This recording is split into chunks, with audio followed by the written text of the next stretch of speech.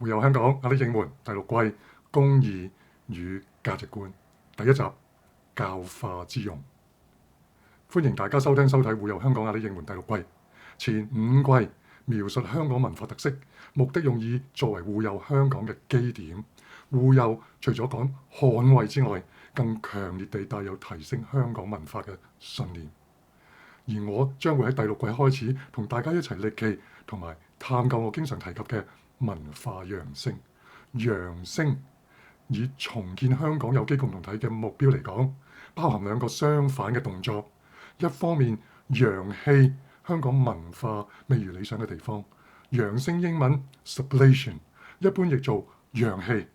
即係丟掉抌走佢，完全負面嘅意思。不過根據黑格爾 Hegel 所用嘅德文 aufheben， 涵蓋執起、廢除同埋保存等好相反嘅意思，所以將 aufheben 譯做揚升比較合宜，揚棄同埋提升咁解。對我嚟講，黑格爾嘅辯證法 dialectics 即係正論 thesis 同反論 antithesis， 經過揚升進而推演出合論 synthesis。黑格爾強調正反合論就係古往今來人類歷史一貫嘅思考步驟。夠晒講下未呢？喺度絕對冇話 psychology 咁嘅意思。雖然以揚升呢2個字替代批判甚至理論等概念，係我多年來得出嚟嘅感知，希望對大家有一啲幫助。當然，我並不完全同意黑格爾嘅哲學思想，包括佢嘅辯證法，只係喜歡揚升一詞，將廢與立、丟掉同埋保存等動作並置，保留喺檢視同承傳文化嘅過程裏邊，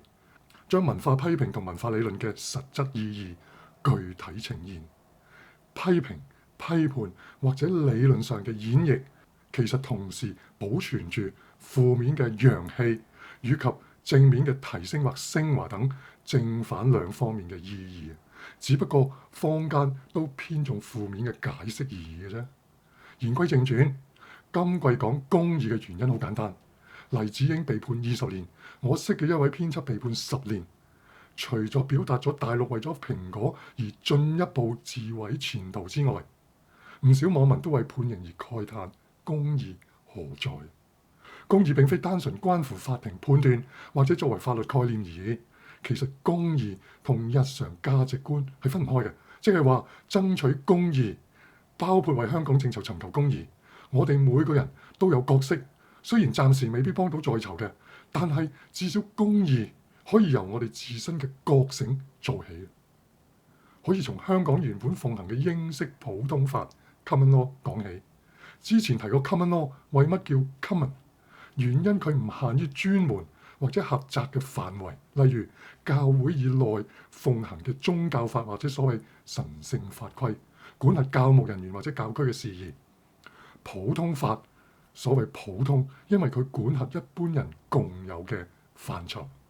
既然管轄共有範疇 ，common law 立法自然以共有感知 common sense 為基調，包括社會秩序共識同固有嘅倫理道德等。詮釋學大師卡納馬指出，今日講嘅天賦人權源自基督宗教之外，同時又係國家共有嘅社會品格。原因基督宗教一啲嘅規條同社會嘅共有感知以及健全嘅感知 good sense 結合起嚟，成為一種共識社會品格。現代社會學先驅之一涂爾幹提到，法律源自社會共識。講到共識，公民素養包括價值觀，當然舉足輕重。當人民被一波又一波嘅政治運動所折磨，然後根本無緣參與制定法律，一黨獨大，無法無天，社會品格潰壞不堪，你會奇怪咩？咁講並唔係笑人哋冇教養，反而係自我警惕，留意我哋共有感知、健全感知同價值系統不受侵害。言歸正傳，講翻今季主題公義與價值觀。我並唔喜歡所謂價值觀，原因當下價值判斷嘅準則難免同市場機制分唔開，甚至彼此認同。可是由於上述價值系統對互有廣義嘅公義意義重大，必須好好處理。作為入題簡介，讓我從文化價值觀講起，再以文化研究點樣勾勒乜嘢係文化為例，解說價值與公義嘅關係。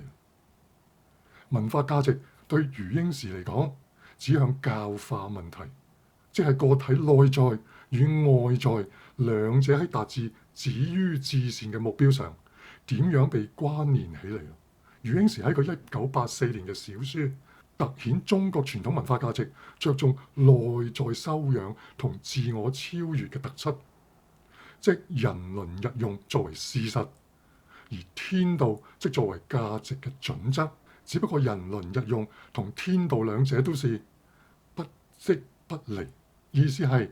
彼此不相認同，但又非割裂二分，只能喺人性嘅性理上將兩者調和，亦即孔子講嘅為人由己啊。余英時認為西歐則偏重外在，將現實同埋理想二分，並以外在理念作為價值判斷嘅基礎。我哋暫且由內向同外向兩種形態，逐步探究文化價值對建設公義嘅種種含義。英國文化研究提出嘅文化，根據先驅威廉斯 Raymond Williams， 基本上同教化 cultivation 分開。簡而言之，文言嘅教化目標喺邊度？就係文言揚升嘅價值觀所在。呢點好緊要。文言被視為左翼或者以流行文化為主調，其實都唔係文言嘅核心所在。雖則文言自此以嚟都唔想確立所謂學科嘅範圍，但係參與改革現實生活方面，文言從來唔缺場嘅。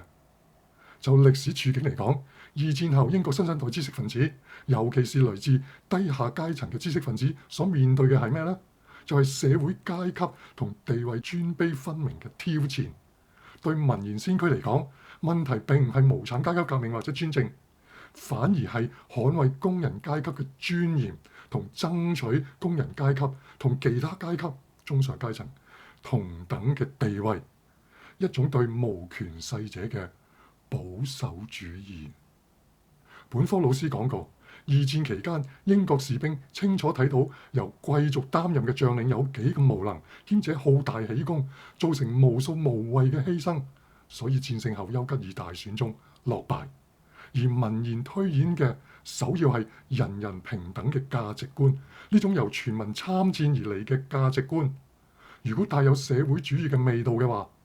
毛寧說同法國大革命倡導嘅自由、平等、博愛相契合。而我就會聯想到19年民主民權抗爭運動所展現原生香港人之間團結互助、和勇不分嘅有機共同體。再者，平等唔單止限於階層，更加喺社會地位上邊嘅平等。文言三大鼻祖之一何嘉特 Richard Hoggart 1957年出版嘅文言經典著作《文學之用》The Uses of Literacy， 副題係工人階級生活種種，尤其出版和娛樂方面。顧名思義，何嘉特容易將佢作為工人階級嘅分子，有機會接受到以前遙不可及嘅高等教育，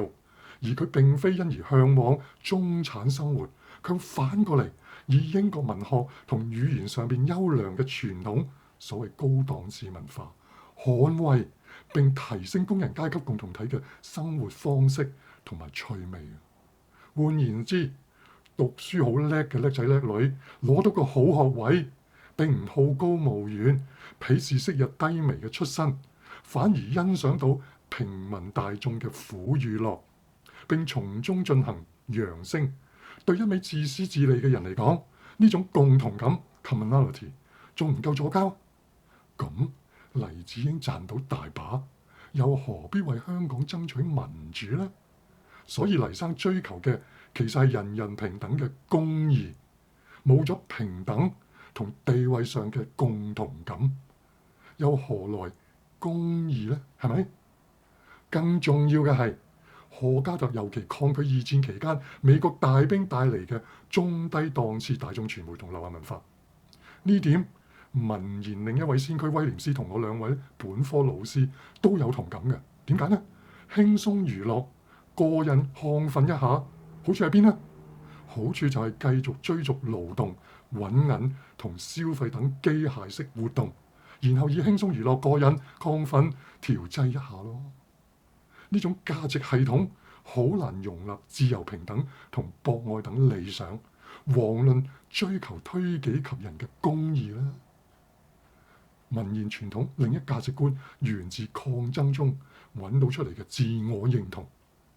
湯普遜 E.P. Thompson 曾經教夜校，接觸到喺工廠工作嘅工人，從而開始對工人階級自19世紀以嚟嘅奮鬥史感到興趣啦。佢本據住英國工人階級嘅形成 The Making of English Working Class，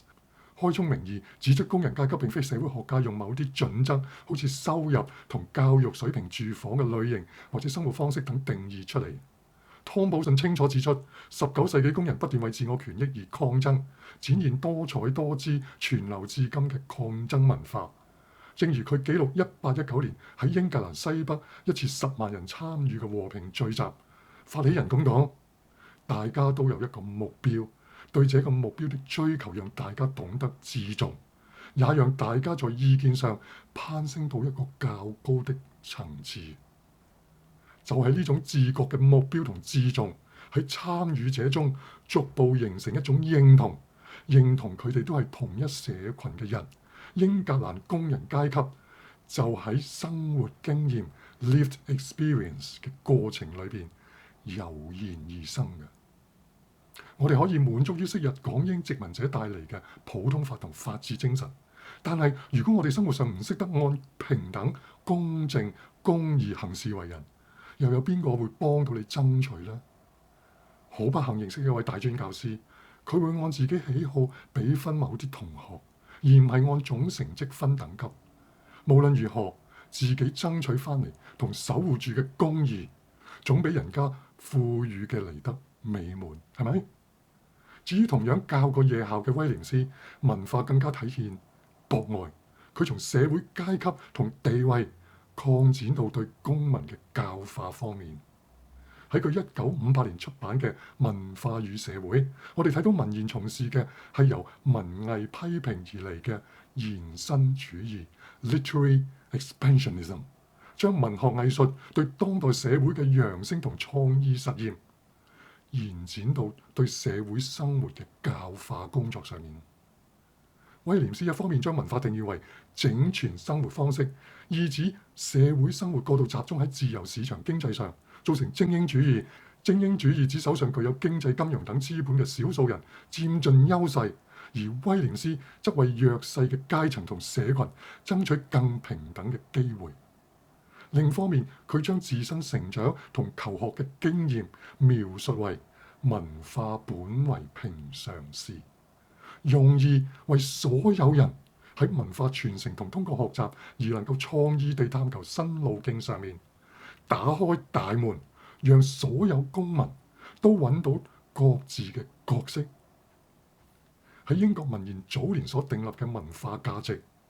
驟眼看嚟似乎偏重外向，內在修養好似係其次。不過